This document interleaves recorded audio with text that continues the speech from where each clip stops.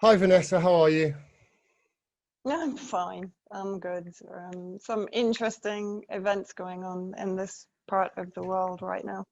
Yeah, some really interesting events. I've been glued for the last probably 3 or 4 days to my computer and to my TV, trying to digest as much information from around the world as possible as to what is going on. Now, obviously, you're my expert in the area.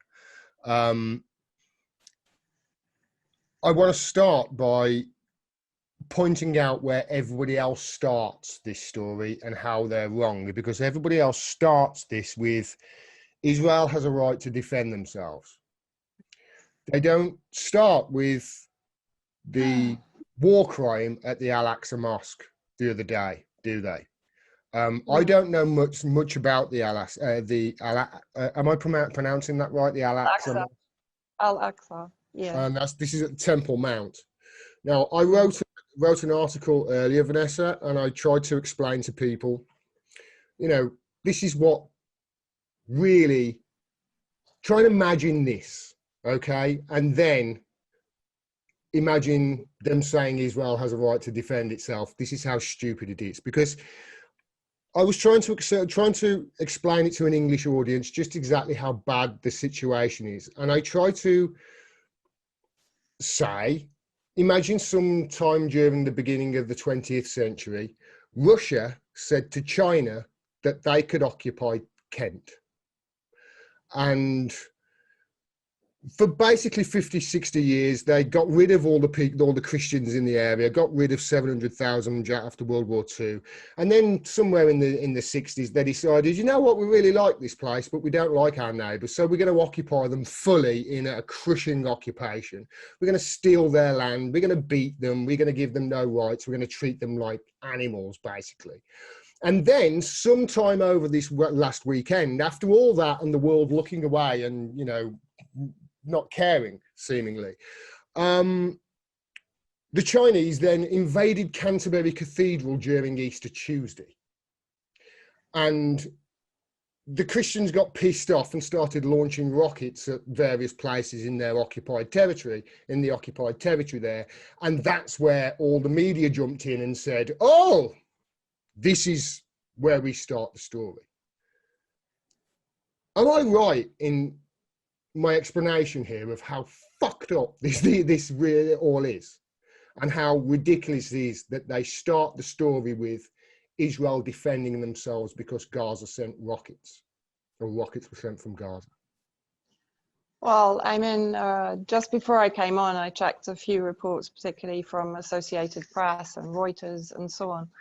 And yeah, you're right. This is the history of the Palestinian fight to liberate itself from a supremacist, genocidal, colonialist power, which is Israel, which was given free rein, of course, by the UK, the US, and France in particular, post Second World War. And in fact, in 2 days, on the 15th of May, we will be commemorating 73 years since the Nakba, the massacre and the ethnic cleansing of Palestinian people from their rightful territory by the 700,000, so-called wasn't it?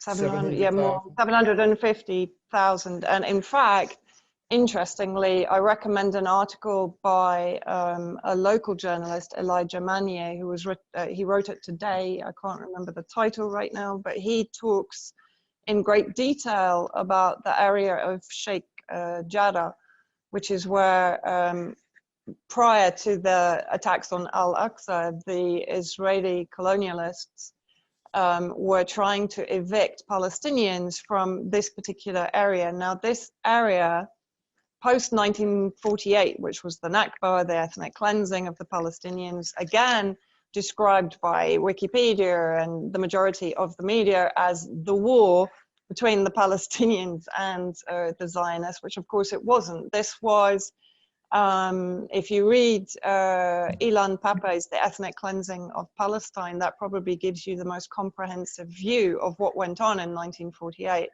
The Haganah Defense Forces, as they were called, the offense forces as I call them, were trained, in fact, by a British general, Ord Wingate. The surveillance that went on prior to 1948 to determine the families that would effectively be ethnically cleansed, the leaders in the various communities, villages, towns, and cities that could be targeted in order to destabilize and demoralize the Palestinians and to drive them out of their towns and villages into the acceptable towns and villages for them to resettle as refugees. And of course, Gaza is part of that. Many of the Palestinians living in Gaza are refugees from the occupied territories. Now, the Arabs that remained, the Palestinians that remained inside the borders of Palestine under the occupation of the Zionist entity are known as the 48 Arabs, because it was in 48 during the Nakba that they were driven out. Sheikh Jarrah, which is the area where the Zionists were trying to evict people from their homes, post 1948, there was an agreement between Jordan and UNRWA, UN agency, to allow, at that point, it was 28 families. So post the ethnic cleansing, 28 families were given the right and the land by Jordan, because Jordan at this point was in control of this area of the West Bank, right? Up until 67, when the Zionist entity took over this area. And so 28 families were given the right to settle in this area in Sheikh Jarrah. And this was an agreement between the UN and Jordanian authorities. Post 1967, the families went from 28 to 38. And then over a period of time, and as I say, I recommend reading Elijah Manier's latest article. You can follow him on Twitter. You can pick I do follow him on Twitter. Yeah. I do. I actually know the article that you're talking about because I was looking at it earlier. I haven't read it all yet, but I have bookmarked it. So basically then, from 67 onwards, when the Zionists occupied that area of the West Bank, basically then we saw the normal shenanigans by the colonialists to basically steal the territory legally from the Palestinians, legally definitely in quotation marks. And so the culmination of this was the Zionist attempt to evict those families who had been given that territory to build their homes on by Jordan and a UN agency. Of course, UNRWA is the agency within the UN that is basically in charge of Palestine, let's say, and Gaza. Like, Gaza is part of Palestine, but you know, it's kept separate by the apartheid wall, of course. And so basically, of course, that, I mean, you know, the history of the Zionist eviction and destruction of Palestinian homes in order to build their own settlements. And the Zionist settlers, I call them the ISIS in Palestine, because there you have, I mean, fascist, racist, violent, barbaric human beings who have settled on territory that is not theirs. There was a video put out today showing one of the settlers that had come to the area of Al-Lid, which they call Lod. Now, again, Lid was one of the areas that was ethnically cleansed in 1948 and actually was the scene of one of the biggest massacres of Palestinians by the Israeli offensive forces, right? And I think it was around 446, nearly, or 500 people were massacred in this area, right? And they have coexisted side by side for those 73 years. As I said, on the 15th of May, it's the anniversary of Nakba. On the 15th of May, 1948 is when it started. So in Al-Lid, we're seeing these extremist settlers coming in, and there was a video put out on Twitter today of one of these settlers talking about the only thing that these, basically he's described that he's completely dehumanizing the Palestinian owners of this land, right? And he's basically saying the only way that you can stop these protests is a bullet in the head.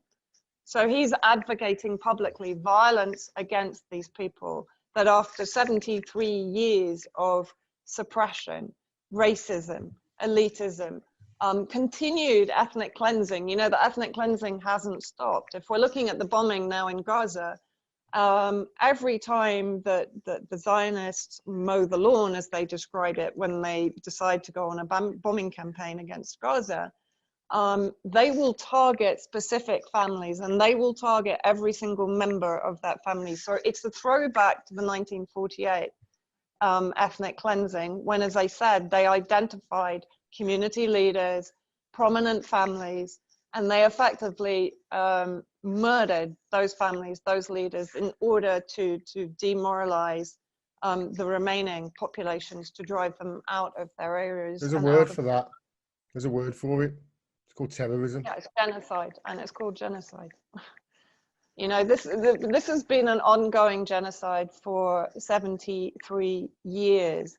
And what I find extraordinary now, and the reason that now Gaza, the armed resistance in Gaza, and I'll come to that later, but the armed resistance in Gaza, that everyone labels as Hamas, right? But actually, I mean, I've met with the armed resistance in Gaza. Eva Bartlett has spent considerable time inside Gaza. These guys are the sons and brothers and fathers of families that are every day being targeted by the Zionist entity. If they go onto their agricultural land to farm, they can be sniped from the fence and the wall. Mm-hmm. The wall itself has automatic machine gun turrets all the way along it. And the distance of triggering that machine gun changes on a weekly or daily basis. Yeah, I've heard so this. These farmers never know when it can be triggered. So they could be, you know, working on their land one day, go back the next day, and they get shot in the same spot. Yeah. And there are constant, I mean, I remember sitting in a meeting on the coast in Gaza in 2013, after the bombing in 2012. And Eva and I were both in Gaza in 2012 during that bombing. But in 2013, I was sitting in a meeting. Suddenly there's an explosion on the street outside, and an Israeli drone had targeted a hospital worker on his way to work on his motorbike, because they decided he was a Hamas member. I mean, you know, if you're going to start saying this, then all 2 million Gazans living in a strip of land the size of the Isle of Wight, they are all Hamas, you know, because they all believe in the resistance. They might not call themselves Hamas, they may not identify with Hamas leadership, but they are all the resistance. Yeah, they don't call them Hamas, but they call them human shields of Hamas, and Hamas put them there. That's what they say, don't they? I want to move on a little bit. 2 million. I just want people to really think about this. Imagine 2 million people living on a strip of land the size of the Isle of Wight, right? 2 million. How is it possible for Hamas or for resistance fighters to move in such a tightly packed area without putting people at risk? Well, they can't wade out into the sea, because Israeli gunboats will mow them down out there as well. So exactly. Yeah, exactly. Human rights organizations have finally started being, well, they've finally come out and called Israel what it is, in the apartheid state. I think this has got something to do with the tensions rising as well, because Human Rights Watch have come out and called it an apartheid state. B'Tselem, I believe, which is the human rights organization in Israel, has come out and said that this is an apartheid state in front of us. What do you say to news organizations around the world at the moment who are covering this, both sides, kind of in a both sides kind of way, in that they're missing out this huge piece of information that Israel's an apartheid state? What do you say to them, Vanessa? First of all, I don't think the terminology of apartheid state goes far enough, because that implies only that Israel is a racist state, which of course it is, but it's also a psychopathic, genocidal, colonialist power that is heavily invested in by the United States, the UK, and the EU, right? It is the US military base. It is a nuclear power. It is a very secretive nuclear power in the Middle East. Israel itself has destabilized the majority of the region since I call it its non-existence, because in my view, you see, even if you recognize Israel as an apartheid state, you are passively accepting it's a state. It is a non-state, okay. Right? It is a state that has been born, it's a settler state, very much as the US is, actually, if you consider the genocide of the indigenous American Indians that enabled America to grow out of that genocide, right? Just Israel. I've got a picture in my head of, like, you know, a Native American Indian standing there going, so you say I've got a claim to my own land, right? You know, it just, there are comparisons there. You know, this is exactly the same thing.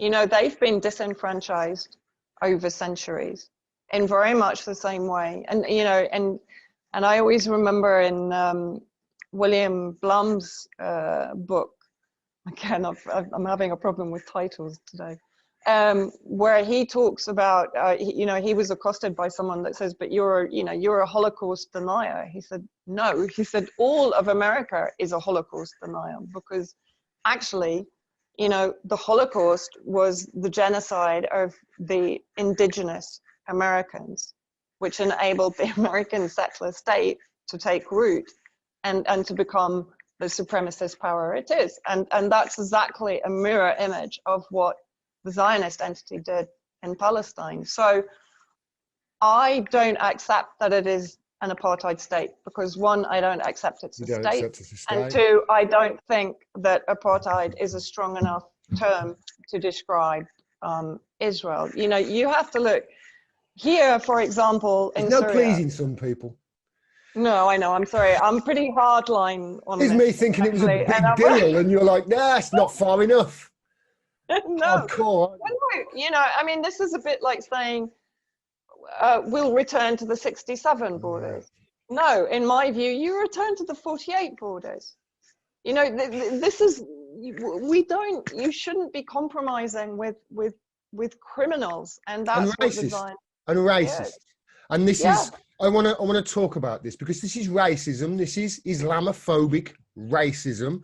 And it's what started with the Alaska Mosque. I mean, if you haven't seen the scenes for within there when the soldiers went in there the other day, go to my it's on my website. Go to my latest blog post. It's on there. There's links to it. You know, imagine that happening in Canterbury Cathedral, and then it will give you some idea as to how big of a deal it really should be, and how bad and how wrong the media are in covering this so ridiculously with their one side's nonsense. You touched there on the US-UK support, Vanessa. They wouldn't be able to do this without our support, would they? No. You know, the arms that, I mean, let's put things into perspective, right? I think that is also really important for people to understand this. The latest figures from the Palestinian Health Authority in Gaza are 87 dead, of which 18 are children and 530 injured, right? To date, I think 6 Israelis have been killed, the majority of whom are military personnel, right? Now, number one, Palestine has a right to defend itself.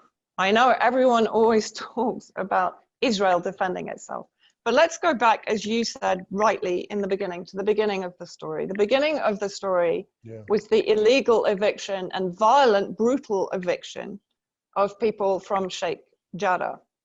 At this point, the leadership in Gaza started to talk to the Zionist leadership and say, you have to stop this, right? So dialogue was going on at this point. Then the Zionist entity ramped up the violence, as you rightly said, against Al-Aqsa Mosque during Ramadan. Now, bear in mind, this is one of the most holy festivals in the Muslim calendar, right? And they were firing stun grenades, tear gas, rubber bullets at women and children worshipping in Al-Aqsa Mosque. So during this entire period, the resistance in Gaza are negotiating with the Zionist entity and saying, you have to stop. We are warning you that we will retaliate in support of Palestinians in the occupied territories. So they had given forewarning to the Zionist entity that there would be retaliation.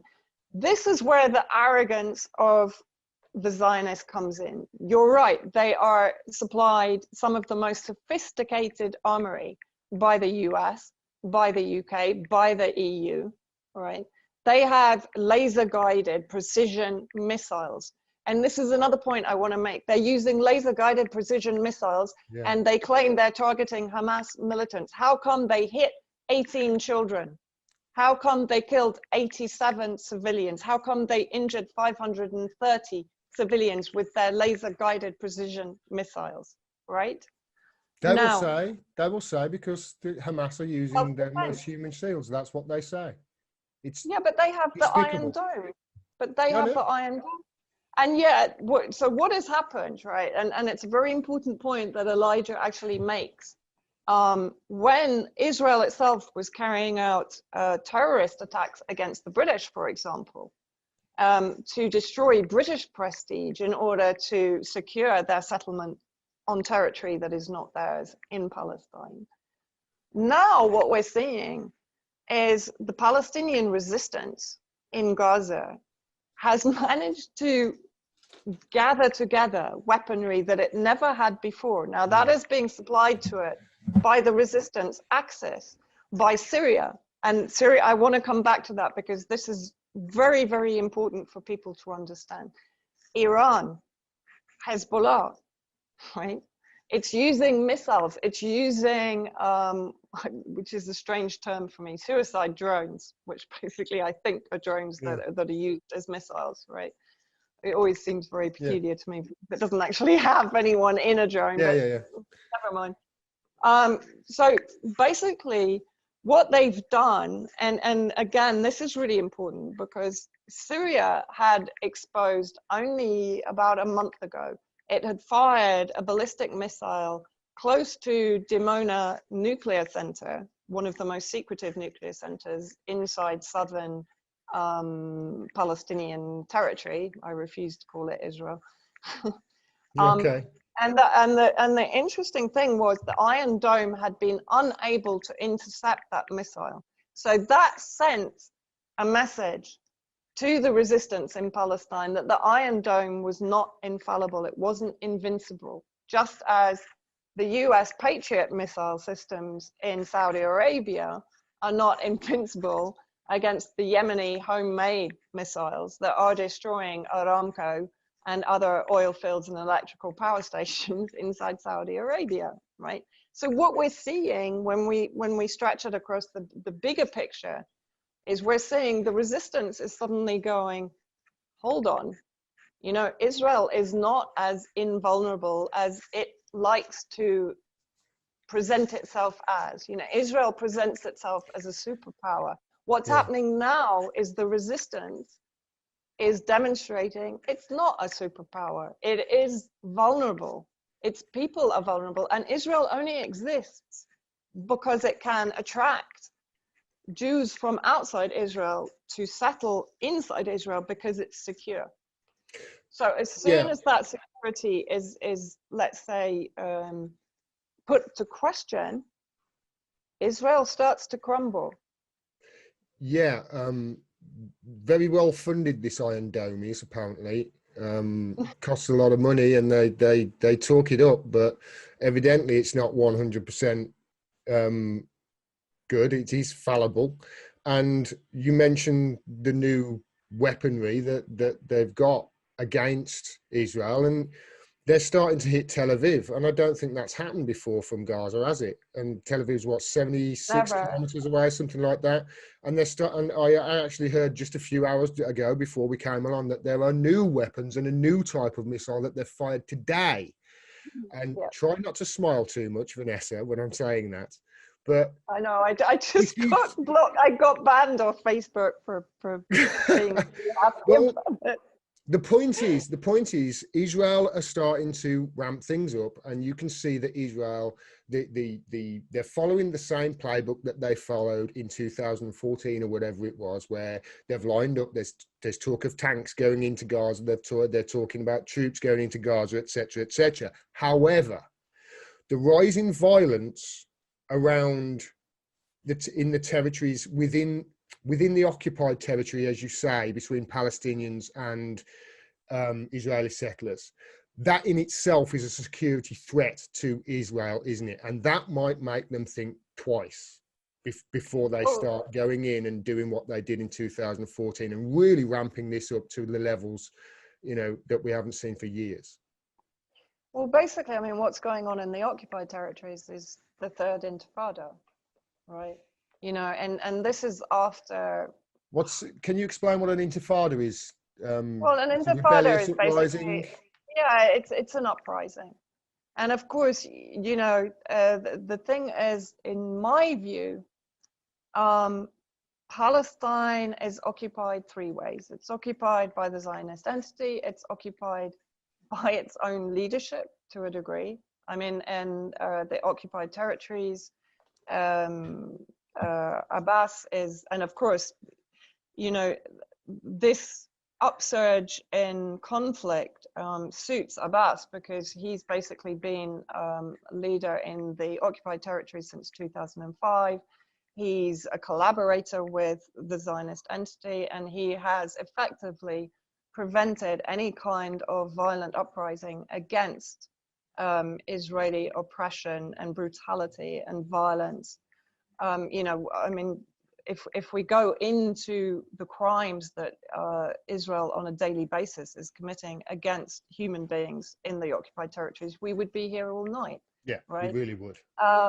And then, of course, the third occupier is the Western-backed NGO complex, the so-called non-governmental organization complex, which since the Oslo Agreement has grown from a few hundred to over 2,000. It controls everything from health to agriculture, to small businesses, in other words, it completely co-opts Palestinian society into a Western-centric, institutionalized captivity.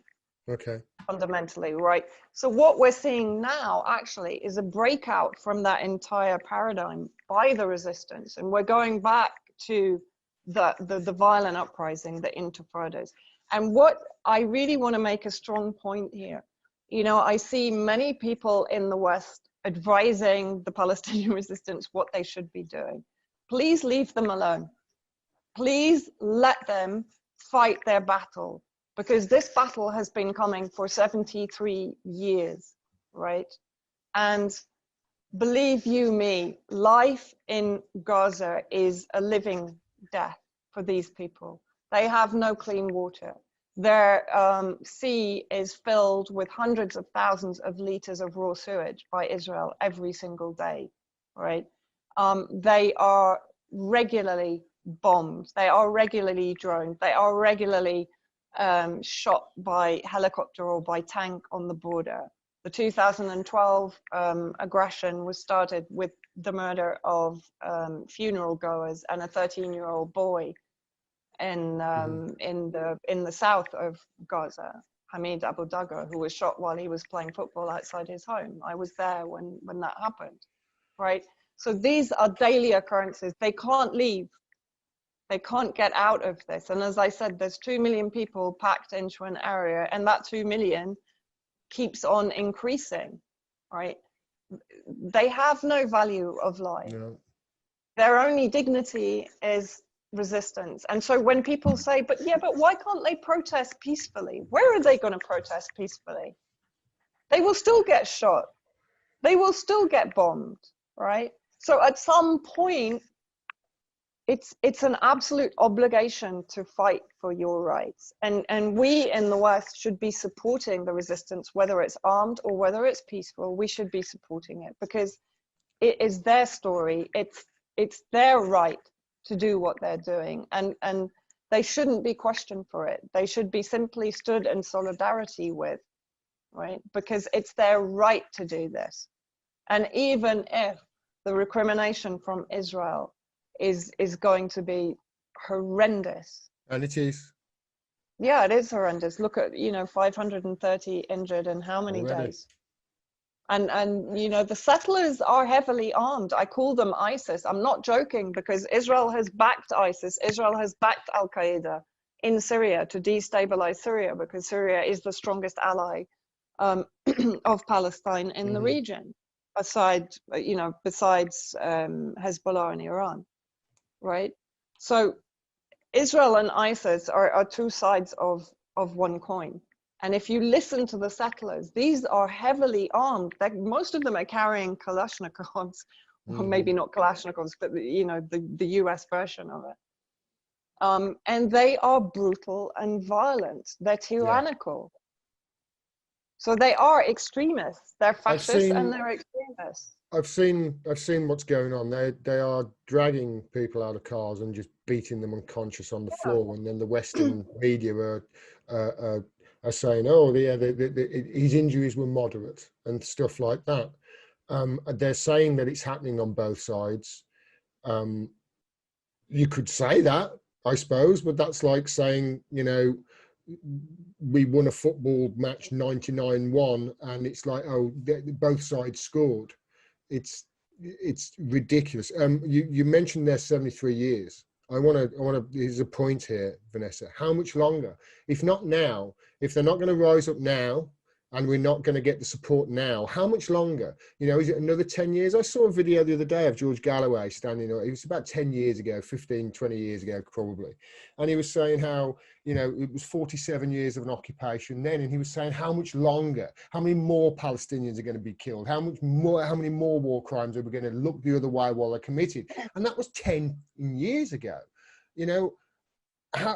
This is a brutal apartheid occupation that's committing war crimes with impunity, because it's got the backing of superpowers who look the other way and then point fingers at other countries saying your shit stinks whilst we're supporting this. We've got no moral authority here anywhere in the world if we're going to support this and not come out. It's not difficult to be on the right side of this, is it? That's the point I'm trying to make. Exactly. And I think that the thing is, now we're at a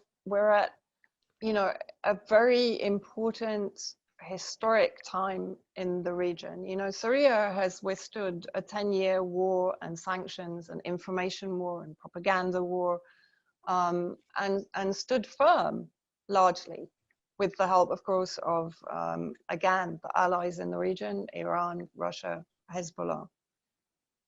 I have to also make the point that Hamas itself was instrumental in the destabilization of Syria. So this is a very important point that I'm making. Hamas? Yeah. So Hamas was...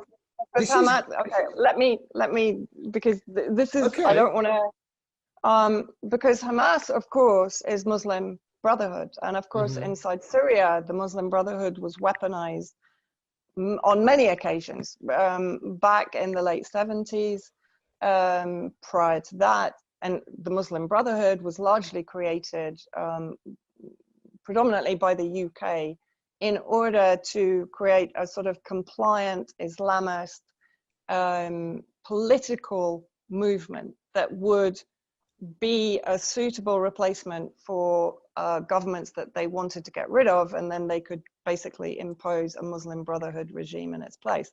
And Syria was no different. And Hamas saw, it betrayed Syria, basically. And it trained Nusra Front fighters. It was involved in destabilization across the country. And in fact, to a large degree, the Syrian government still refused to normalize relationships with Hamas, even more recently when Hamas tried to kind of return to the fold of the resistance. Mm-hmm. But what for me is very interesting here, I still condemn what Hamas did inside Syria, as does Hezbollah and Iran. Mm-hmm. But now what we're seeing is a unification of the resistance. And this is the first time, because it has been the Israeli project, the US project, and the UK project to partition Syria, to partition the region along sectarian lines. So they have been trying to destabilize the region along sectarian lines for decades, right? Yeah. Now what we're seeing are the meshing together of effectively the Muslim Brotherhood, Syria again, Iran, because Syria has supplied some of the weapons, like, for example, I think the Cornet missiles that they used against the Israeli armored car, that came from Syria. And Iran and Hezbollah. So actually what we're seeing is a united front from the resistance at this point. And that is something which will strike fear into Israel and into the US, right? Because don't forget, the US is still occupying the northeast of Syria. Yeah. Right? Yeah, about a third of the country. Yeah, more or less. Yeah, you don't hear that on CNN too often, do you? Eh? And stealing the oil and stealing the resources and etc. And funding and arming and equipping ISIS, right? So I think this is, this is an incredibly important point to make. I also make a delineation between Hamas political wing and the armed resistance in Gaza. There's a big difference between the two. Yeah, I've been careful, even in my article that I was careful not to say that it was Hamas versus Israel, because it's not. This is an occupying force versing the people that they are, the Palestinian people, and that's what it's. There is no. It's not like there are two sides here fighting a war. It's not. The one side has got nuclear weapons and the other side have got catapults and stones. I mean, they're getting some missiles now, which is interesting, shall we say? Well, it's not dissimilar to how Yemen has fought back against Saudi disproportionate power. And Saudi, of course, is also allied with Israel and UAE, etc., in the destruction of Yemen. Of course, they are heavily backed again by the US and the UK and the EU. But look at what Yemen has achieved. As I said, they've taken the war to Saudi Arabia. They've started targeting oil fields, electrical power stations. So actually, when we look at it all together, that's what I'm saying. We're seeing a united resistance, Sunni, Shia, all different factions of Islam coming together finally against the common enemy, right? Which is the US, the UK, and the Zionist entity, which has been destabilizing the region for decades. I mean, if we go back to the Balfour, et cetera, Sykes-Picot, Britain, France are responsible for much of the bloodshed that we've seen in the region. But now I'm really like, this is my hope, that finally we are seeing this absolute unity of resistance against the one single common enemy. And if nothing else, I mean, and you have Hezbollah, you have Iran, and you have Syria sitting in the wings kind of going, okay, we're waiting to see, where this goes. Yeah. Israel is refusing ceasefires. If it starts to ramp up, is it going to bring in Hezbollah in Iran and Syria at this point? Because Syria, we are consistently targeted here. Yeah. Every week we're bombed here, and civilians, so again, that's supreme aggression. That's the greatest war crime under Nuremberg rules, right? Yeah. Of course, again, you know, Israel will claim it's self-defense because it's preemptively targeting Iranian positions here in Syria.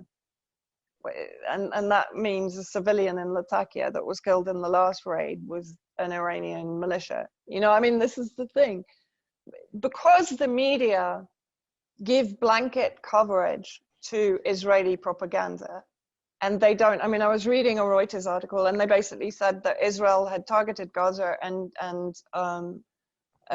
killed Hamas militants. Well, I repeat, 530 injured, 18 children and 87 dead. But those aren't mentioned. The children aren't mentioned. They're completely dehumanized by Western media. I saw a video on Twitter. You know, I'll describe it for people in this podcast. They killed a Hamas militant, so they said, but I think it was there was one strike where 20 people were killed with 9 kids, and another one I saw, I don't know how many people were killed, but they pulled one guy off a motorbike and there was just his skeleton left. He had no skin on him whatsoever. The missile had hit and it incinerated all the skin off his body. There was just a skeleton there, and they pulled him off the motorbike. There were children dying over there, etc. Now, you mentioned there, it seems like it's a moment because, you know, these factions are coalescing against this Zionist entity. There's something else in play here as well, isn't there, Vanessa?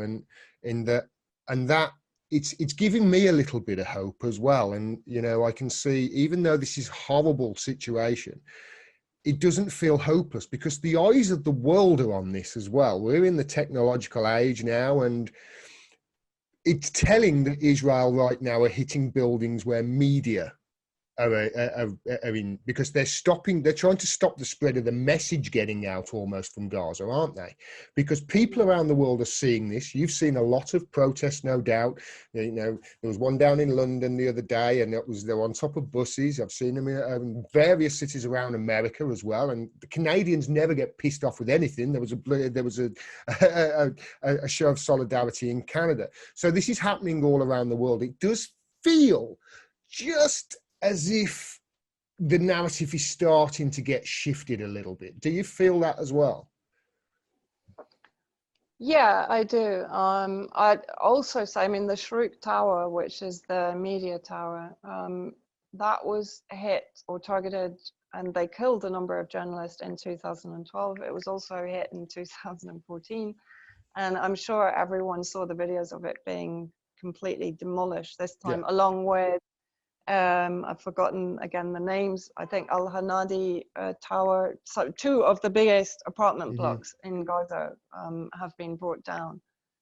But I think, again, I think what is really important, it's wonderful to see these marches, but they should be not for the to mark the victims in Palestine, yes, but also to stand, as I said, in solidarity with the resistance, with the Palestinian people, if they decide to make this a last stand, you know. Yeah. I think it's important to give them the self-determination to basically decide their own future right now. I was having a conversation, sorry to cut you off. I was having a conversation, just touching on what you're touching on there. I think this is where you're going. I was having a conversation with my fiance, and we're talking about what would we do if we were in the position of the Palestinians, where you've been facing, just try and put yourself in there. They've got you on a diet. They count your calories. You can't get crutches if they've blown your leg off, because crutches can be a weapon. So they don't let crutches or wheelchairs or anything like that get in. You know, you just get to a point, surely. I mean, we thought about it for 30 seconds and already I'm like, well, I'm at the fence and I've got my bare chest and I'm going, yeah, shoot me and make sure you're pointing a fucking camera at me while you do it. That's what the point, and it took me 30 seconds of putting myself in a Palestinian shoes in Gaza for me going, yeah, I am right at that fence going, shoot me, you bastards, martyr me. And I'm a white guy from the West Midlands. I have got not a goddamn clue what an average Palestinian goes through on a daily basis. But I can see and I can try and empathise. And within seconds of me doing it, I'm like, I'm right with you, and I'm a bare chest, and I've got a flag wrapped around my head, and I'm going, shoot me, you bastards. No, I mean, it's you know, there are no prospects for most Palestinians, right? And in 2014, the majority of Gaza was destroyed, right? The majority of their livelihood was destroyed. How many were killed back then, Vanessa? Can you remember? Oh, 2,000 odd seems to come to my mind. Yeah. But it was, I mean, 2014 was awful. To be honest, all of the, I mean, Eva was there in 2008, Karslad, 2008, 2009. 2012 was what, 2 weeks, but 2014, I think, was almost a month. And it was intensive. And, you know, and the thing is, I want to explain one other thing as well. You know, when Israel negotiates a ceasefire, it doesn't stick to it. No. Right? No, it never does. In 2012, we were told there would be a ceasefire. 1 minute after that ceasefire, Israel basically for 12 hours played with every single new weapon that the US had given it. Yeah. So it was using new missiles, new jets, new ways of killing people through sonic waves, through bunker buster bombs, you know, which if you're within a kilometer of it can make you feel physically sick because they disturb the waves in your ears. They basically completely destabilize you, you know, and for 12 hours it was hell on earth on Gaza at that point. Finally, the final ceasefire came 24 hours later. So ceasefires, you know, political adjustments, really. And particularly, I mean, if Palestine sees that it is not only showing the vulnerability of the Zionist entity, but it is pushing back hard. It is because, as I said, one of the main reasons that Israel exists is because it promotes itself as the homeland for Jews external to Israel, and it provides security.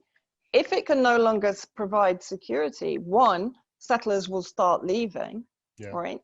And two, it's not going to achieve the settlement that it needs. So this is a dangerous tipping point, actually, for Israel.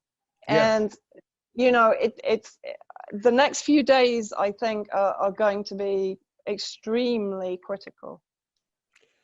I agree.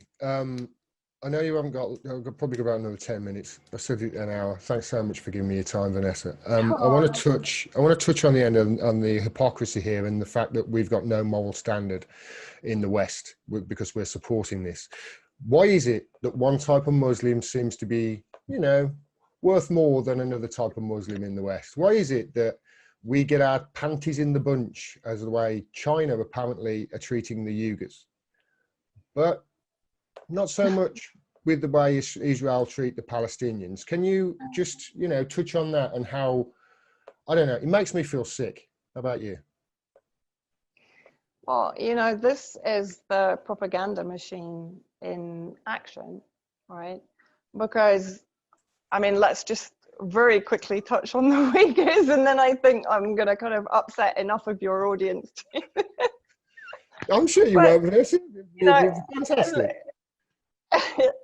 But, you know, let's remember there are 25,000 Uyghurs in Idlib, in Syria, that have been responsible for ethnic cleansing pogroms against, as you rightly say, the wrong kind of Muslim or the wrong kind of Christian or the wrong kind of Ismaili,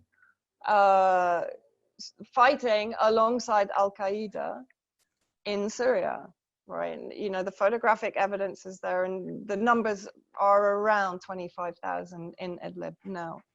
Uyghurs themselves have carried out numerous terrorist attacks against Chinese, right?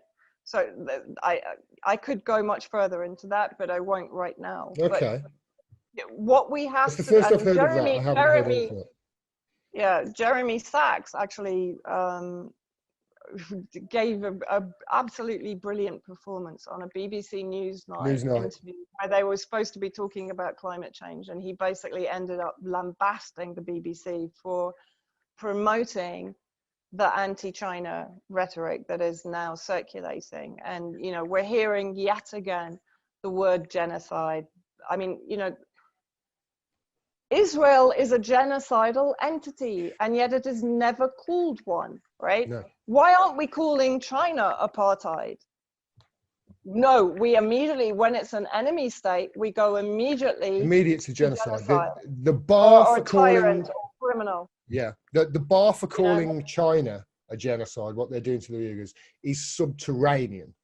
Whereas the bar for calling what's happening in Israel a genocide and Palestine is, no, you can't go that far. Even people I respect in this country who are great on the subject won't go as far as calling it a genocide. And I'm like, well, because they're clearly you're not actually.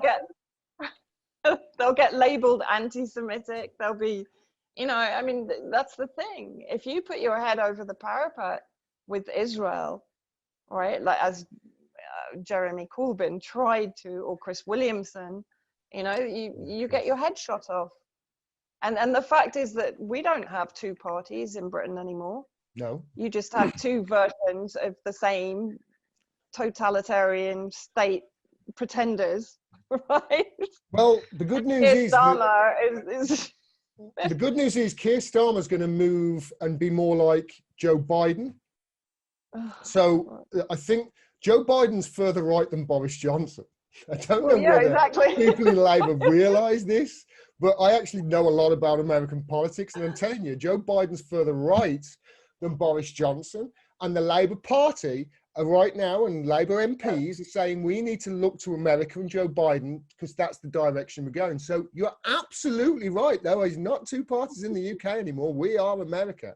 And that's and actually, there's not two parties in the US either. You know, no. The fact that we're imposing our version of democracy on the rest of the world, you know, our international rules-based order, as Lavrov and both Lavrov and Putin have said recently, you know, what is this rules-based or international rules-based order? Basically, what it means is you will comply with the US supremacist policy, whatever it might be, or you will suffer the consequences. And the consequences are war or sanctions or demonization in the media, as we're seeing now with China. You know, John Pilger did the Coming War on China documentary.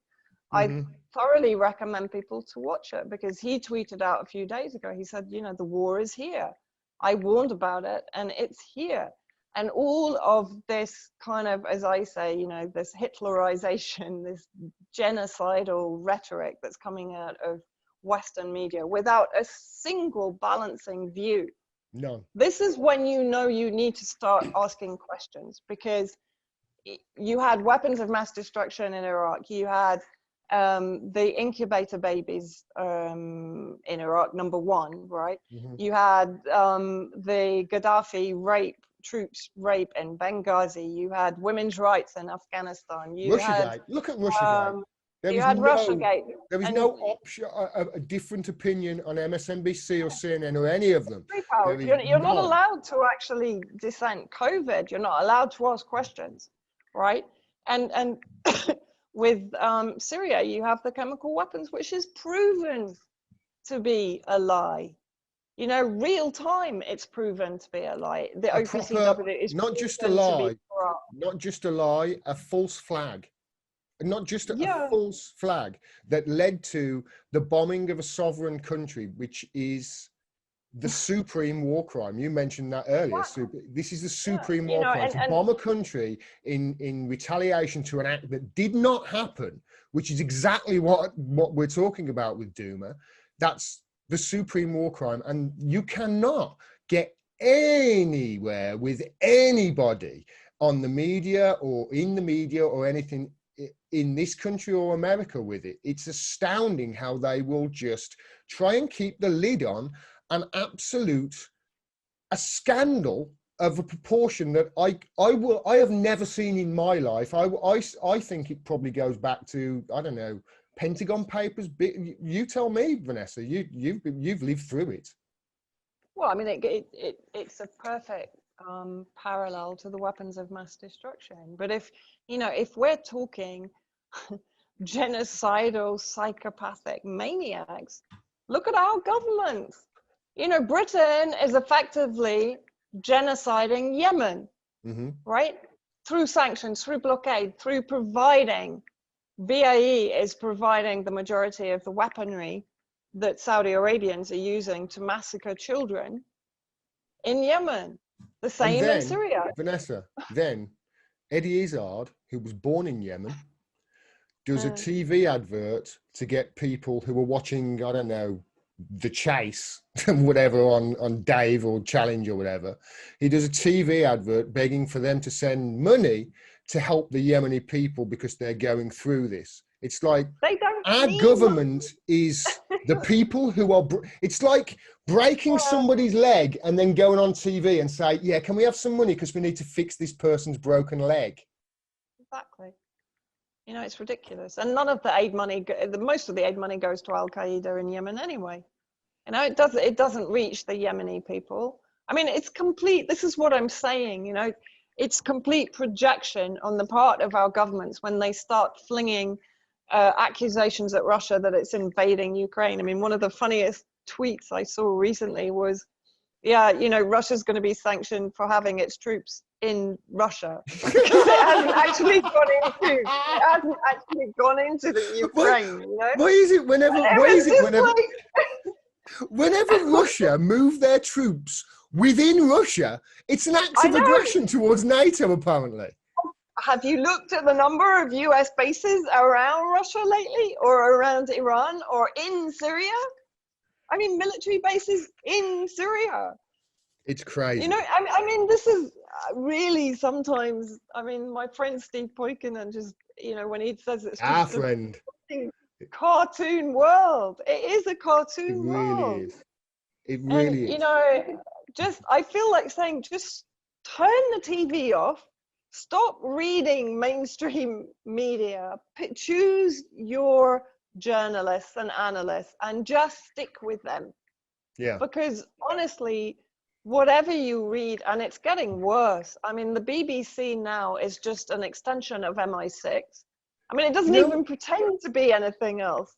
Do you know when all this went off about 3 or 4 days ago? It was the 10th or something like this. This all kicked off, and it was obviously there was before that with I've forgotten the name of the place now with the ethnic cleansing.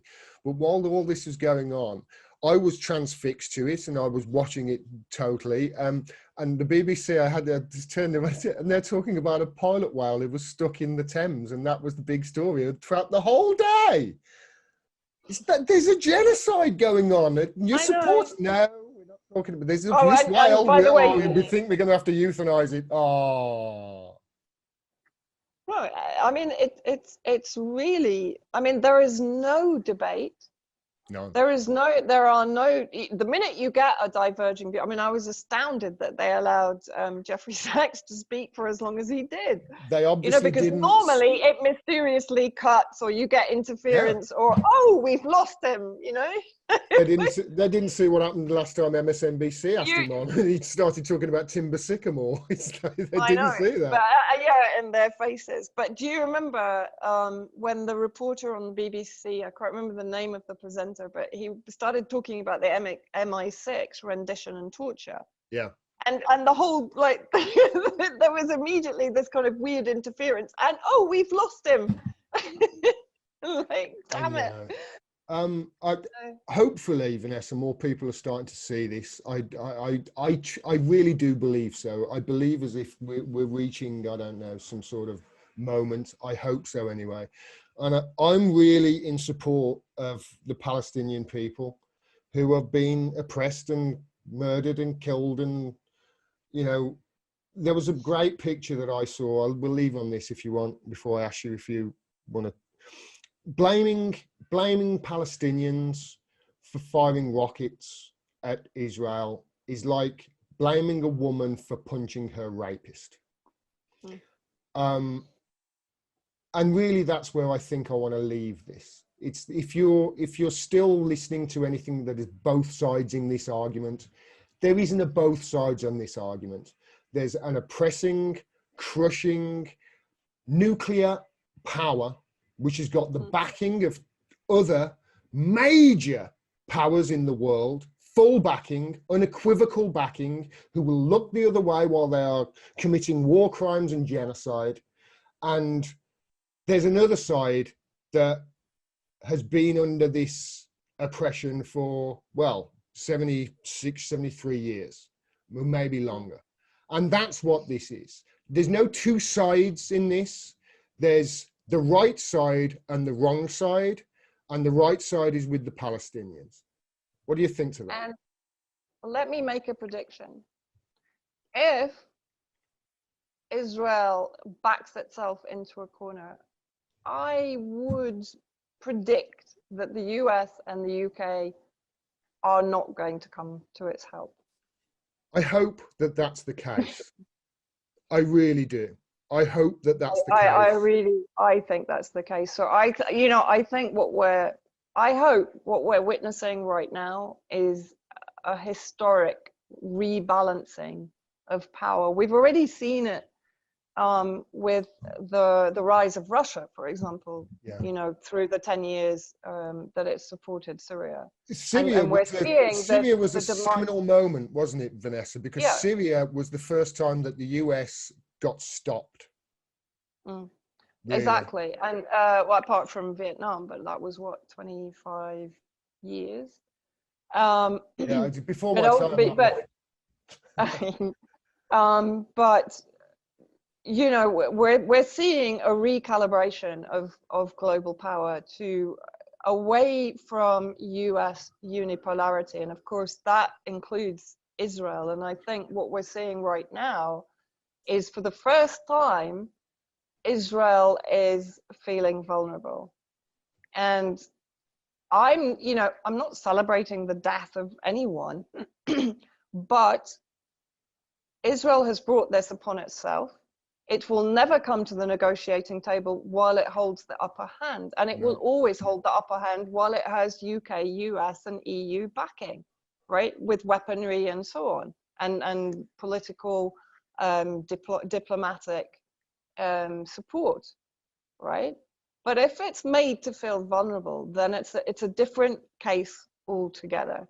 And I think that is the best outcome from this situation. And in all honesty, I really hope it happens. However it happens, I stand in solidarity 100% with the resistance. And that is not only the Palestinian people, that is the people of the region who have been traumatized and oppressed and brutalized by this US, UK, EU incubated power that they have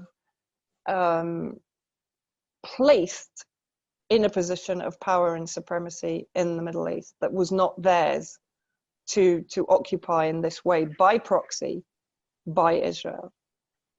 I'm right there with you, Vanessa. Thank you so much. Thank you so much. Where can people find you? You're on Rockfin. I'm on Rockfin now as well. I'm on Rockfin. Yeah, I'm on Rockfin. I'm still hanging on to Patreon. Most of my friends have been kicked off. I've gone. I've gone. I'm doing it myself now. I can send you actually my link tree, because I'm on Telegram and I'm on. I've tried to kind of diversify. And I'll let people, like, all the links will be below this to find out where you can get see Vanessa's anyway, work. I hope I've not shocked your audience too much. No, are you kidding me? It's my audience, Vanessa. You've been probably tame compared to some of the stuff I've done in the past. So thanks so much for your time. Can I just say one more thing? Of course. If I would recommend people to follow Marwa Osman, Laith Maru, Elijah Manier, Eva Bartlett, And I can send you a few other names when Please I kind of do, and we'll link them underneath this video. And I will say to people, please follow these people on Twitter, because, you know, this is where you need to get your information from. You need to be starting to switch off the BBC, CNN, MSNBC, Fox, Al Jazeera, the lot of them, and get your information from trusted sources who are on the ground or in the area that you know are going to give you actually what's going on with nuance and with the details as well going on. Yeah, exactly. Thanks so much, All right. Vanessa, and Thanks, mate. I'll talk to you soon. Take care.